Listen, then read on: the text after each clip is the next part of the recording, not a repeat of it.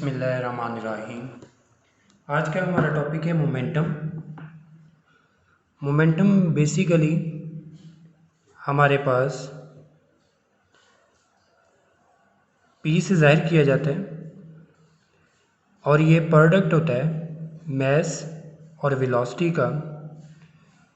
किसी बॉडी की मैस कितनी है और वो कितनी वेलोसिटी के साथ मूव कर रहा है, इन दोनों का जो प्रोडक्ट है वो हमारे पास मोमेंटम कहलाता है। अब हमने देखना ये है कि कौन सा मोमेंटम होगा। ये जो हमने लिखा है मैथमेटिकल इक्वेशन, ये कौन सा मोमेंटम होगा। तो ये लीनियर मोमेंटम है, क्योंकि ये जो v है ये वेलोसिटी लीनियर वेलोसिटी है। तो मैस के साथ जब इस वेलोसिटी को मल्टीप्लाई करेंगे तो हमारे पास जो रिज़ल्ट आएगा वो भी एक लीनियर ही आएगा, मतलब लीनियर मोमेंटम ही आएगा। मतलब ये है कि हमारे पास ये एक m मैस की बॉडी है और ये v वेलोसिटी के साथ मूव कर रही है, तो इस m और इस v का जो प्रोडक्ट है वो हमारे पास मोमेंटम कहलाता है। अब अगर हम बात करें मोमेंटम की यूनिट की, तो मोमेंटम का यूनिट जो है वो बेसिकली किलोग्राम मीटर पर सेकंड होता है। मतलब जो मैस है वो किलोग्राम में है, जो वेलोसिटी है वो मीटर पर सेकंड होती है। तो इसलिए इसका जो रिज़ल्ट आ गया वो हमारे पास किलोग्राम मीटर पर सेकंड रिज़ल्ट आ गया। अब इसमें देखेंगे जो मोमेंटम है बेसिकली ये हमारे पास एक मैस है m, वो कितनी वेलोसिटी के साथ मूव कर रही है। जितनी ज़्यादा वेलोसिटी होगी उतना ज़्यादा मुश्किल होगा उसकी मोशन को रोकना। जितनी ज़्यादा मैस होगी उतना ज़्यादा मुश्किल होगा उस बॉडी को रोकना, उस बॉडी की मोशन को रोकना। मतलब हम इससे आगे मज़ीद डिटेल से डिस्कस करेंगे मोशन में, फिज़िकल अपीयरेंस या फिज़िकल डेफिनेशन में।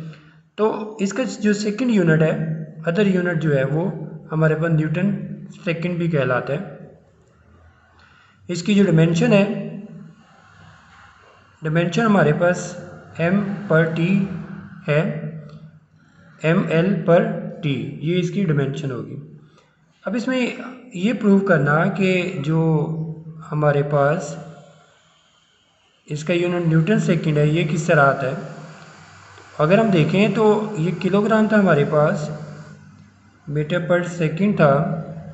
अगर हम इसे सेकंड के साथ मल्टीप्लाई और सेकंड के साथ डिवाइड कर दें तो हमारे पास किलोग्राम मीटर, ये भी ऊपर जाके इन्वर्स हो जाएगा, -2 हो गया और 7 सेकंड आ गया। ये जो सारा ये न्यूटन के बराबर होता है।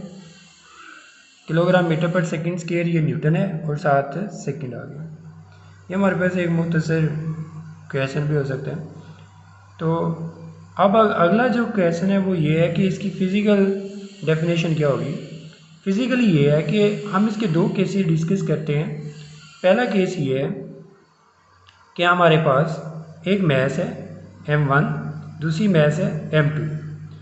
m1 मैस है जो थी ये ग्रेटर है m2 से और इनकी जो वेलोसिटीज़ हैं वो सेम है, वेलोसिटी दोनों की सेम है, लेकिन मैस m1 ग्रेटर है m2 से।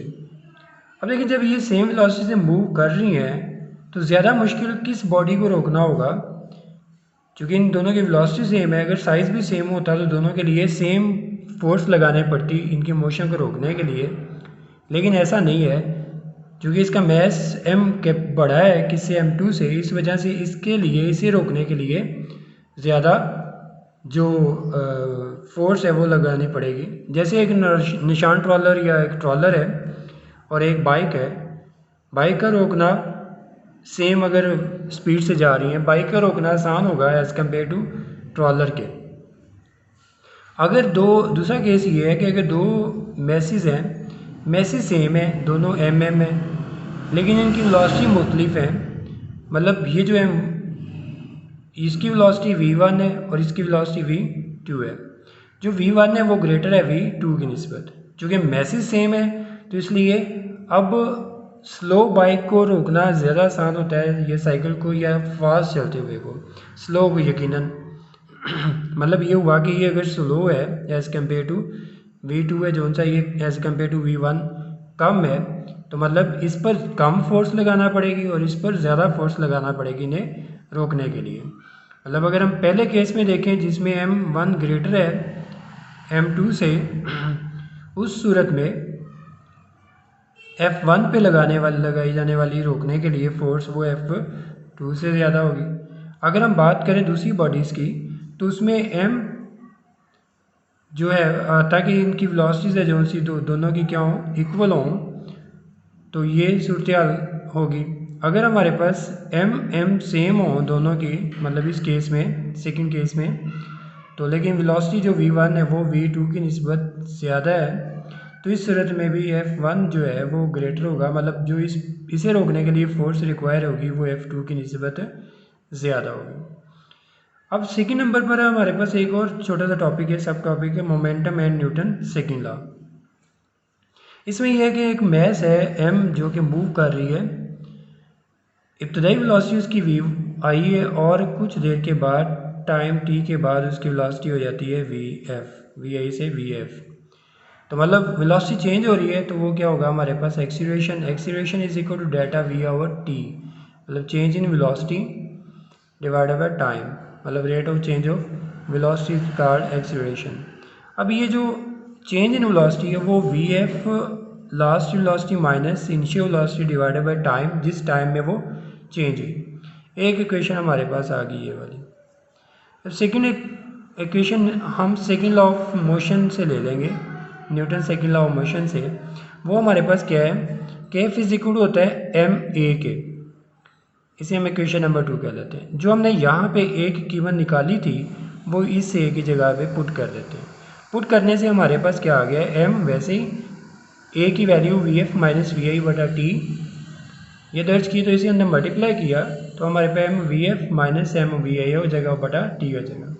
अब इसमें ये जो है ये फाइनल मोमेंटम है इस बॉडी का, मतलब यहाँ पे मोमेंटम एम वी एफ, और ये जो पी आई है ये यहाँ पे मोमेंटम है एम आई और वी आई, सॉरी एम और वी आई का प्रोडक्ट, ये इनिशियल और ये फाइनल मोमेंटम। अब फोर्स की सेकंड डेफिनेशन की अगर हम बात करें तो फोर्स इज इक्वल होती है rate of change of momentum. मतलब ये है कि ये तो है सिर्फ चेंज ऑफ मोमेंटम, अगर हम जिस टाइम में वो चेंज हो रहा है मोमेंटम उसे डिवाइड कर दें तो वो rate of change of momentum कहलाता है। मतलब फोर्स की अदर डेफिनेशन हमारे पास क्या आ गई, force is equal to rate of change of momentum. ये हमारा आज का टॉपिक था। उम्मीद है कि सबको समझ आ गई होगी। अगर किसी भी मसला है वो लाजमी कमेंट्स करें। शुक्रिया।